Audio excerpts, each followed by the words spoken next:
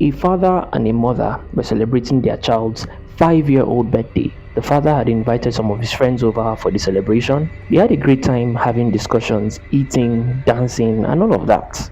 Everything was going well until that evening. The parents had just discovered that the young boy had gone missing. The party was placed on hold and everyone began to search for that boy. After about 6 hours of searching, they still couldn't find this boy. Now it was really starting to get late and some of the people that were invited couldn't take it anymore, so they had to start leaving, except for one person who remained behind: David, the father's best friend. He decided to stay behind until this boy was found. They reported the case to the police. The police embarked on their search, but they too couldn't find this boy. Like, where exactly could this boy have gone? Did he just disappear or appear in some unknown place? Something was just not right. He's just a 5-year-old kid. Now 48 hours had already passed and this young boy was still missing.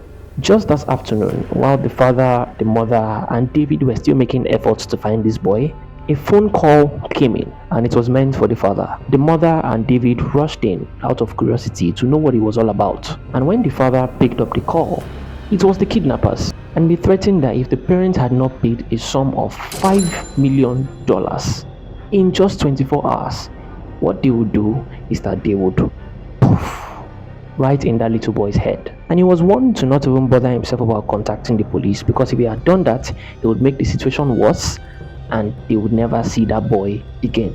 Now the tension was rising. How would he get $5 million to pay from where? How? The only money he had was the $6 million that his company had trusted with him to keep and protect, of which no other person even knew about it. On the other hand, his wife and David kept advising him to pay up that money, even though it meant borrowing a loan from a bank or something. I mean, it's your son's life we're talking about here.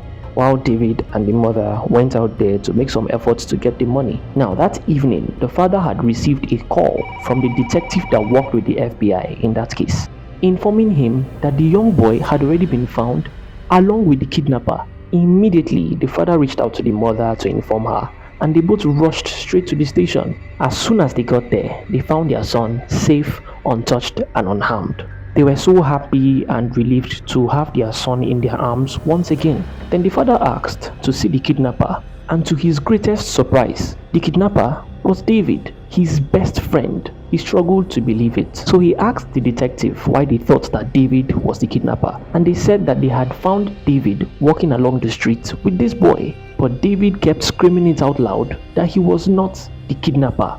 He said he had only found the boy along the way and was bringing him back home to the parents. So the detective decided to take it a little bit further and ask this young boy some questions. But while he was investigating and asking this young boy few questions, he discovered that the young boy had some sort of red color on his tongue and his lips.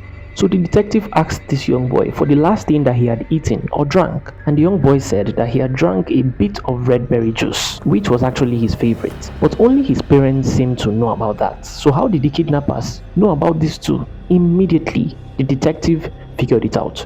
You are not going to believe what it was. The detective ordered for the immediate arrest of the mother, and also David as well. It happened to be that the mother had staged the kidnapping of her own son with David, just to get some share out of the $6 million that belonged to the husband's company, for whatsoever selfish reason that she had. And obviously, she's the wife of the husband, so there's no way she didn't know about this money. All in all, I think this is clear that we all really need to be careful of who we take in as our partners in any aspect of our lives, because not everybody is there to help you. Some people are just there to reap from you. If there's anything you learned or something you think about this story, let me know about it in the comment section. And if you enjoyed this video and you'd love to see more of this, don't forget to like, leave a comment, and subscribe. God bless.